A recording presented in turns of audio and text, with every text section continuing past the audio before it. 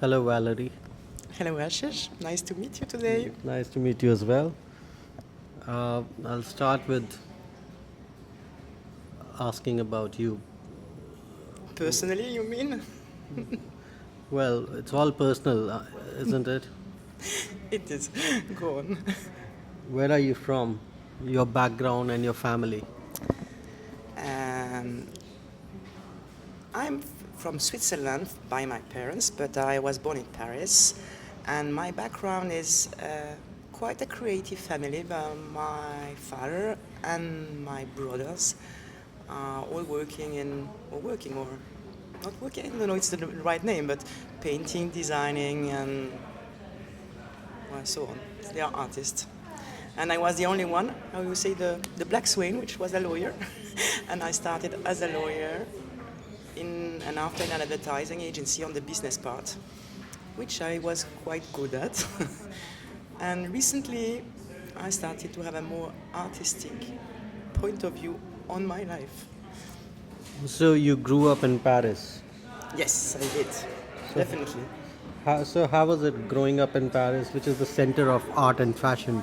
And you came from an artist and this art and design family. So how was it that you chose law as a subject to? Because what is also deeply in my roots is that France is also the country of the French Revolution and people which are arguing and fighting for their ideas. So I imagine myself when I was very young as a great lawyer or a journalist which will fight for her idea. So I took a little bit a different way than the rest of my family. So was it more for your rebellious self to do something different from what everyone else was doing in your family, or was it more of a personal need to kind of get to a point where you can question and debate on certain social issues? I think it was a personal choice because I was drawing a lot when I was very very young, and I stopped drawing when I start reading. At 6, when I discovered the books and the words, was finished with all the images, and I start reading at least one book a day, and I took all the in the library from A to Z. It went very organized, all the A, all the B, all the C, and at the end of the year, I read plenty. So it was really a personal not wish, but desire for words and ideas. So words attracted you more than visuals. Yes, and I couldn't manage when I was younger both, and I think through my job, advertiser job, I started to reconcile image and words, but till before that they were quite separate from me. So how did Paris influence you as a person? You grew up in Paris, but your family was from Switzerland. How did Paris affect your personality as a person? For me, it's still the symbol of freedom, Paris. Uh, Switzerland has a lot of other qualities, organization, humanity, but not this type of freedom. And Paris is a symbol of collective and individual freedom, and I think that's a very important point for me. Not, well, I know everybody will tell you that the Parisians are the worst person in the world because they obey to nobody, they just do their way when they want to, but it's what I loved in Paris. So how do you relate to other countries and people when you travel abroad? And do you feel like a foreigner? Of course, I am a foreigner, but I have this little default that after a few hours, let's say a few days, I feel everybody everywhere at home. So whatever the country, it can be New York, as it can be Mumbai. After a few hours, I just feel at home everywhere. So is the person that you are who adapt to I suppose, your but own of course, environment? I know the limit of this. I'm not living the same thing. I'm an outsider, of course. When I go there, I do it with comfort, with enough money when I'm traveling. But still, I very, I'm adopting very quickly the local taste, at least. Okay. What does family means to you? Wow, that's another very important point for me because uh, I'm mother of 4 kids, so well, it is, and it was one of the very important anchor I had in my life, and so it's very, very, very important. But what I try more and more, and it's that it's important not because the convention is important. It's because of the deep, deepful relation I can have with each of my child, for example. Do you think you have two sides of yourself, one for your family and loved ones, and one for the world? Um, well, it might seem so, but I think that's one of my fight that every day it's getting more and more coherent together, and that I just feel like a whole on every side of my life. So if I may say so, you, your personality is becoming one with every. It's the same, whether it's family or the world. You relate to it as with one mind and one Absolutely. self. But I think I always felt this way, but what is a real everyday fight is that you appear to the other just like you feel like one. And that's usually not the case. That's an interesting exercise, and through photography, well, it's a type of example, the same kind. Um, how other person look at you, and so many times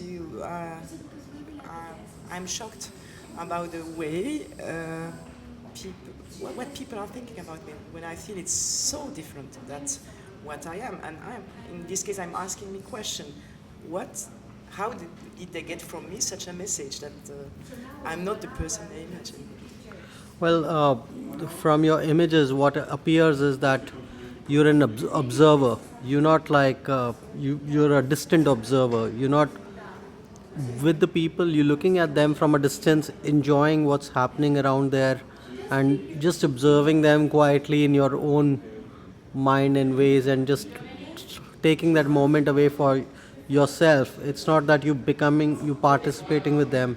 It's not that you inside the situation interacting with them. You seem like a distant observer who's just viewing life as if it's a movie going on, and you're just enjoying it, and you capturing certain moments for your own as a memento or as a souvenir for yourself to take back and think about the good times that you kind of seen around. Yeah, I suppose that some of my friends will tell about me that I'm I don't know, esprit secondaire. I think you can translate it as secondary mind. I don't know, primary and secondary mind. I don't know if it has a meaning in English, but yeah, I'm not primary mind. I always have to look what's behind the people, the situation. I have to analyze it.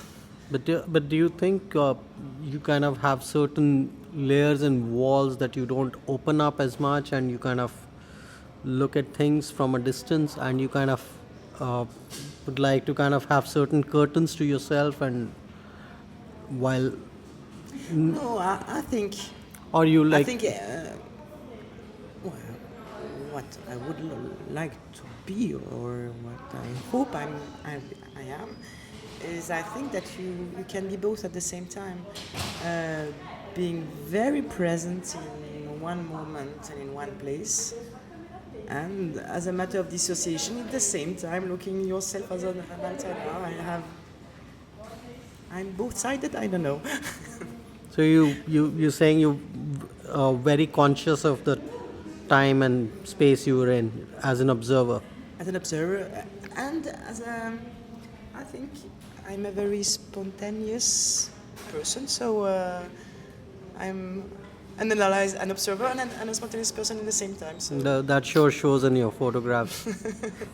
Okay, there's a strong sense of iconography in your work. Where does it come from? One sees a lot of layers in the images. There are times they look very casual, as if you're just having fun and enjoying yourself, looking at the visuals of what you're creating. But at the same time, you get a little deeper sense of what you are being or what you kind of experiencing at that point of time. So, I think it's very true because when I'm taking pictures, um, I don't compose them at all. It's just I try to be in the more openest state of mind I can at the moment. It's not for a long time, maybe for 1 hour, 2 hours, maximum 3 hours. I can walk around in my city or whatever.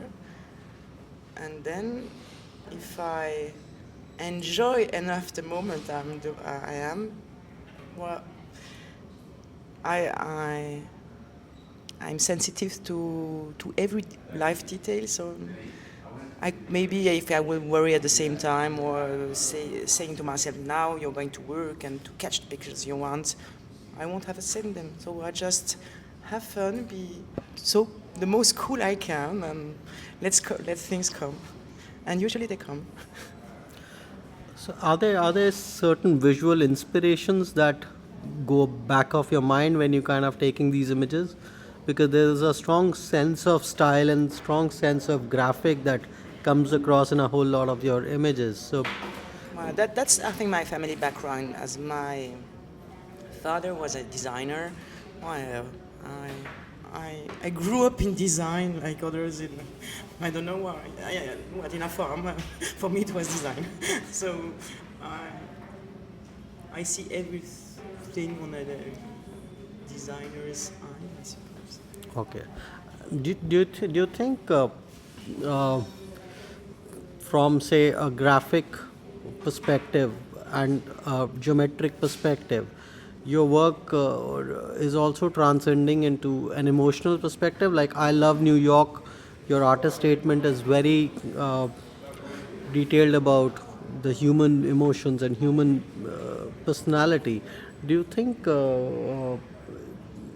like you're looking very graphically and visually, but you're emotionally very attached to certain human behaviors, and you're very emotional as a person, is what one can make out of your writings. Do you think that is being conveyed through your work, or that's being stopped purely because of the visual graphics that is coming across? Do you think you'll be pushing your work further to kind of explore that side of you, what you're really trying to look, or you like to be a distant observer, just kind of trying to get the moments?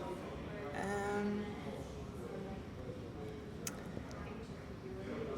I, I don't feel getting in one way or the other. I think it's a balance of both because I'm really interested by, well, as I said, I think it's very clear that I have an intuitive approach of the pictures and the image and of the emotions. So intuition and emotion are quite closely related. So let's say that's a normal issue for my work. But on the other hand, my DNA is really the one of a Swiss formal designer. So I need a minimum of formal structure. What is very personal, but what is my idea of beauty? Well, so Great. And uh, well,